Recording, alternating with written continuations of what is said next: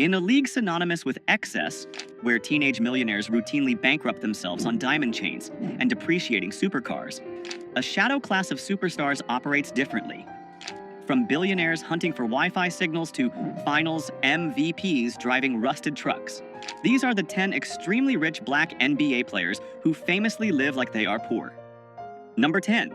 Trey Burke, the $5,000 man. When Trey Burke was selected 9th overall in the 2013 NBA draft, he was immediately handed the keys to a kingdom most people only dream of. The expectation for a top 10 pick is immediate and visible consumption. The entourage, the jewelry, and the sprawling mansion. The statistics regarding broke former athletes are terrifying, with some estimates suggesting that 60% of NBA players face financial hardships within 5 years of retirement. Burke looked at those numbers and decided he would not become a statistic. Despite signing a rookie-scale contract that guaranteed him millions of dollars over his first few years, Burke instituted a financial lockdown that baffled his peers. He placed himself on a strict, non-negotiable allowance of $5,000 a month. To the average person, $5,000 is a healthy amount of money. But in the context of the NBA, where a single table at a nightclub can cost $10,000, Burke was essentially living on minimum wage relative to his income bracket. This $5,000 had to cover everything. It wasn't just fun money. It was his operating budget for food, gas, clothing, and daily essentials. If he wanted a new pair of designer shoes, he had to check his balance. If he wanted to treat friends to dinner, he had to calculate the cost. It was a self-imposed scarcity designed to simulate the real world while his actual millions sat in investment accounts, compounding untouched. Burke's philosophy was simple. If he could learn to be happy and functional on a budget that didn't require an NBA salary, he would never be beholden to the game. While other rookies from the class of 2013 were leasing fleets of cars and burning through their signing bonuses, Burke was building a financial runway.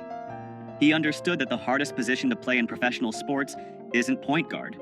It is the role of the disciplined man who says no to the lifestyle the world expects him to live. Number 9. Grant Hill. The old money mindset. Grant Hill entered the NBA in the 1990s not just as a player, but as a brand. Dubbed the next Michael Jordan, he had the massive Fila endorsement deal, the Detroit Pistons contract, and the global fame. By all accounts, Hill should have been the poster child for 90s extravagance. However, Hill came from a unique background that inoculated him against the new money virus. Hill understood the difference between being rich and being wealthy. Rich is the player who signs the check. Wealthy is the person who owns the team. To bridge that gap, Hill operated with a level of financial discipline that was almost militant. When he signed his first multi-million-dollar contract, he didn't head to the Ferrari dealership. He headed to a meeting with his parents. Together, they established a budget that treated his massive NBA income as if it didn't exist. His spending money was capped strictly, creating a firewall between his lifestyle and his principal capital. Hill drove modest vehicles and famously avoided the heavy gold chains and flashy jewelry that dominated the aesthetic of 90s basketball. He viewed these items not as status symbols, but as leaks in his financial ship. This wasn't just about saving for a rainy day. It was about capital allocation. Hill treated his NBA career as a high-yield funding round for his second career. Because he lived below his means for 2 decades, he was able to transition seamlessly into the business world upon retirement. Today, Grant Hill is not just a former player. He is a partial owner of the Atlanta Hawks and a broadcasting mogul. His net worth is estimated at over $250 million. He didn't live like he was poor because he had to. He lived that way so he could eventually sit in the owner's box of the league that used to employ him. Number 8. Andre Iguodala, the Silicon Valley monk. Andre Iguodala is perhaps the most sophisticated financial mind to ever play in the NBA. During his tenure with the Golden State Warriors, he found himself physically located in the heart of global wealth creation, the San Francisco Bay Area. While his teammates were focused on the court, Iguodala realized that the real game was happening in the boardrooms of the tech startups surrounding the arena. Iguodala didn't just want to invest, he wanted to be respected by the venture capitalists building the future. To do that, he had to strip away the dumb jock stereotype. He adopted a lifestyle of extreme modesty relative to his income, often referred to as his monk phase. He openly discussed the shock of his early career spending, realizing that dropping thousands on designer clothes was a fool's game. He pivoted aggressively. Iguodala began reading books on asset allocation and market caps instead of browsing luxury catalogs. He drove practical cars and wore nondescript clothing to meetings on Sand Hill Road, blending in with the tech investors rather than standing out as a celebrity. He famously consolidated his life, cutting out the noise of luxury to focus on stacking paper for the long haul. This frugality allowed him to funnel significant portions of his salary into high-risk, high-reward tech seeds. He was an early investor in juggernauts like Zoom, Cloudflare, and Datadog before they became household names. He co-founded the Players Technology Summit, teaching other athletes how to secure their financial futures. Iguodala didn't want to be the guy with the coolest car in the parking lot. He wanted equity in the apps on everyone's phone. By living modestly, he turned his NBA paycheck into a venture capital war chest, proving that the greatest luxury is financial freedom. Number 7. Chris Paul, the point god of budgeting. Chris Paul is known as the point god for his uncanny ability to control the tempo of a basketball game, but his control over his personal balance sheet is even more legendary. Paul is the current face of financial literacy in the NBA, serving as a longtime president of the National Basketball Players Association, NBPA. His obsession with budgeting isn't just a quirk, it's a message he preaches to every rookie who enters the league. Paul's frugal mindset was cemented before he played a single minute of professional basketball. When he declared for the draft, the standard procedure for agencies was to offer a line of credit or an advance to potential top picks.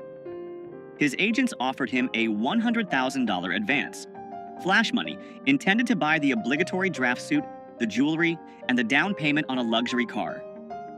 It is a trap that hooks players into debt before they earn a dime. Paul's parents intervened immediately.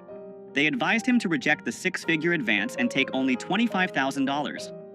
They told him bluntly, if he couldn't survive on $25,000 for a few months, he wasn't mentally ready to handle the millions that would follow.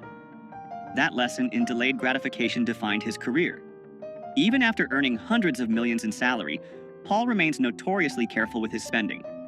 He is famous for buying clothes that don't carry designer price tags and emphasizes that time is the only asset you can't budget for. He urges younger players to look at the burn rate of their lifestyle. Chris Paul lives rich by refusing to let his lifestyle dictate his choices, proving that you can sign a max contract and still respect the value of a single dollar. Number 6. Jimmy Butler, the hustler in the minivan. Jimmy Butler is an enigma in the world of professional sports. He signs contracts worth hundreds of millions, yet he moves with the gritty energy of a man who is still trying to make rent. His frugality is not passive, it is performative and aggressive. Butler is famous for his disdain for the stupid tax, the extra money celebrities pay just to look important. For years, stories circulated about Butler driving a Toyota Sienna minivan. This wasn't because he couldn't afford a Bugatti. He owns high-end cars. But he frequently chose the minivan because of its utility and anonymity. In a minivan, nobody asks for money. In a minivan, you can navigate the city without the flashing lights of paparazzi. It was a strategic choice to live below the radar. But the absolute peak of his poor mindset occurred during the 2020 NBA bubble in Orlando. While other multimillionaire players were complaining about the amenities and the food, Butler saw a gap in the market. He realized there was no premium coffee available on the Disney campus. Using his own espresso machine and beans he brought in, he started Big Face Coffee. He operated out of his hotel room like a college dorm hustle. But here is the genius. He charged $20 for a cup of coffee. It didn't matter if it was a small, a medium, or a large. It didn't matter if you were a fellow superstar or a coach. The price was $20, cash only. He was grinding beans and obsessing over cash flow, genuinely excited about making a few $100s a day, despite earning over $30 million a year on the court. He didn't need the money, he needed the hustle. Butler lives below his means because he prefers the chase of making money over the boredom of spending it. Number 5. Carmelo Anthony, the coupon king. Carmelo Anthony is one of the most prolific scorers in NBA history. A future Hall of Famer, he has earned hundreds of millions in NBA salary alone, not to mention his lucrative signature shoe deal with Jordan Brand. He has the means to buy entire grocery store chains, let alone the groceries inside them. And yet, if you were to stand behind him in a checkout line, you might see him scanning a digital coupon. Melo has openly admitted in interviews, including a notable sit-down with CBS Sports, that he is a coupon clipper. To the outside observer, this seems absurd. Why would a man with a net worth rivaling the GDP of a small island nation care about saving 50 cents on paper towels or getting a discount on a box of cereal? The answer lies in his background. Growing up in Baltimore, Anthony saw how quickly money could vanish. That early exposure to scarcity created a permanent filter on his spending habits. For Melo, using a coupon isn't about the 50 cents. It's about the principle of value. It is a refusal to be overcharged simply because he has the capacity to pay. He advises younger players to count the pennies, searching for deals on hotels and essentials even when they don't have to. But don't mistake this for being cheap. It's about allocation. While he saves on groceries, he pours millions into Melo 7 Tech Partners, his venture capital firm that invests in digital media and consumer technology. Carmelo proves that true wealth is knowing when to spend big on equity and when to save small on eggs. He refuses to let the celebrity surcharge eat into his family's legacy. Number 4. Tim Duncan, the Oldsmobile icon. Tim Duncan is the patron saint of boring wealth. In a league of peacocks, Duncan was a tortoise, slow, steady, and armored against nonsense.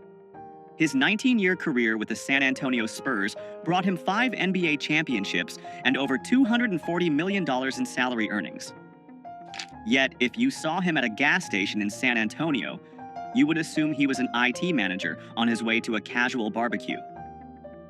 Duncan famously rejected the fashion runway culture of the NBA. He wore oversized flannel shirts and baggy jeans that looked like they were purchased from the clearance rack of a big box store. He didn't wear them to be ironic. He wore them because they were comfortable, and he saw no logic in replacing clothes that were still functional. His approach to cars was equally utilitarian but passionate. While his teammates were leasing the latest Bentleys and Rolls-Royces, Duncan was often seen driving a customized, but decidedly unflashy, Oldsmobile. This wasn't because he hated cars. In fact, he loved them so much he opened his own auto shop, Blackjack Speed Shop. But he viewed cars as machines to be worked on, not status symbols to be displayed. His poverty lifestyle was actually a masterclass in indifference. He simply did not care about the opinions of others. He didn't need a stylist. He needed a rebound. He didn't need a VIP section. He needed a quiet dinner. This lack of ego in his spending protected him from the sharks that circle NBA stars. Tim Duncan didn't just save money, he saved energy. He retired as one of the wealthiest players in history, not because he made the most, but because he spent the least on things that didn't matter. Number 3. Giannis Antetokounmpo, the scarcity survivor. For Giannis Antetokounmpo, living like he is poor isn't a financial strategy. It is a muscle memory. Growing up stateless and impoverished in Greece, he sold trinkets and DVDs on the streets of Athens just to help his family eat. That level of trauma wires the brain differently than any American superstar could understand. When he landed in the NBA, the sudden influx of millions didn't fix the trauma of poverty. It just amplified his fear of losing it all. The stories of his early frugality are legendary. In his rookie year, Giannis famously went to a Western Union to send all of his available cash back to his family in Greece. He sent so much that he didn't leave enough for a cab fare to the arena on game day. Realizing his mistake, he didn't call a limo service. He literally started running down the street toward the stadium until a couple of fans recognized him and gave him a ride. He didn't view his bank account as a bottomless pit. He viewed it as a miracle that could disappear if he blinked. Even after signing a Supermax contract extension in 2020 worth $228 million, Giannis maintained his cheap habits. He was famously caught on video, celebrating a free smoothie, genuinely excited about saving a few dollars. He used to share basketball shoes with his brothers because he couldn't fathom owning multiple pairs. Giannis lives with a scarcity mindset in a world of infinite abundance. He constantly reminds himself that the luxury isn't guaranteed. He collects free water bottles from team facilities, not because he can't afford water, but because waste feels like a sin. He doesn't spend like a king. He spends like a survivor who remembers exactly what hunger feels like. Number 2. Kawhi Leonard, the gas guzzler. Kawhi Leonard is the ultimate glitch in the NBA matrix. He is a 2-time NBA champion, a 2-time Finals MVP, and a man who has signed contracts totaling well over $250 million. By any metric, he is NBA royalty. And yet, long into his superstar career, he was still driving a rusted 1997 Chevy Tahoe. This wasn't a vintage car collection flex. This was his daily driver from his college days at San Diego State. He affectionately nicknamed it the Gas Guzzler. When asked by the media why a man earning over $20 million a year was driving a vehicle that belonged in a scrapyard, his answer was deadpan and perfect. It runs and it's paid off. That sentence sums up the entire philosophy of the richest frugal players. It works, so why change it? But the story gets even better. Kawhi Leonard, a man with a 9-figure net worth, once legitimately panicked because he lost his stash of coupons for Wingstop. He wasn't worried about the cost of the wings. He was stressed about losing the deal. He loves the mango habanero flavor, but he loves the value proposition even more. He approaches his finances with the same robotic, emotionless efficiency he uses to defend the best players in the world. No flash, no drama, no wasted motion. Kawhi Leonard lives in a tax bracket where he could buy a Wingstop franchise every week, but he prefers the satisfaction of getting a free meal because the coupon says he earned it. He proves that being rich doesn't mean you have to be wasteful. Number 1. LeBron James, the billionaire penny pincher. And finally, we arrive at the king. LeBron James is not just a rich basketball player. He is the first active NBA player to be officially certified as a billionaire by Forbes. He owns the Spring Hill Company, he has equity in Fenway Sports Group, owners of the Boston Red Sox and Liverpool FC, he owns pizza franchises, and he has a lifetime deal with Nike. His empire is vast, his reach is global, and his wallet is practically bottomless. And yet, he is arguably the cheapest player in the history of the league when it comes to small expenses. This isn't a rumor, it is a locker room fact confirmed by his best friend, Dwyane Wade. LeBron James, the man who could buy a streaming service outright, refuses to pay $4.99 a month for ad-free Pandora. He listens to commercials. He sits in the gym, lifting weights, waiting for a 30-second ad to finish rather than spending $5. But it goes deeper. LeBron famously refuses to turn on data roaming on his phone when he travels internationally. If there is no Wi-Fi, the king goes dark. He will walk around a foreign city, hunting for a free signal like a backpacker on a budget. Gabrielle Union, Dwyane Wade's wife, has joked about LeBron's refusal to use data, noting that he waits until he hits a Wi-Fi zone to send texts. He has admitted to being cheap with his personal day-to-day spending, despite donating tens of millions to charity and building an entire school for at-risk kids in Akron. And that is the ultimate lesson. LeBron James isn't cheap because he loves money. He's cheap because he hates waste. He understands that becoming a billionaire isn't just about the big checks you cash, it's about the millions of tiny leaks you plug. He treats $5 with the same respect he treats $5 million. He lives like he's poor in the small moments, so he can live like a king in the moments that change history. From Kawhi Leonard's rusted Tahoe to LeBron James's relentless battle against data roaming charges, these players prove that true wealth isn't about what you spend, it's about what you keep. Which of these frugal flexes impressed you the most? Let us know in the comments below. Make sure to like and subscribe to Black Status for more deep dives into the mindset of the ultra-wealthy. We'll see you in the next one.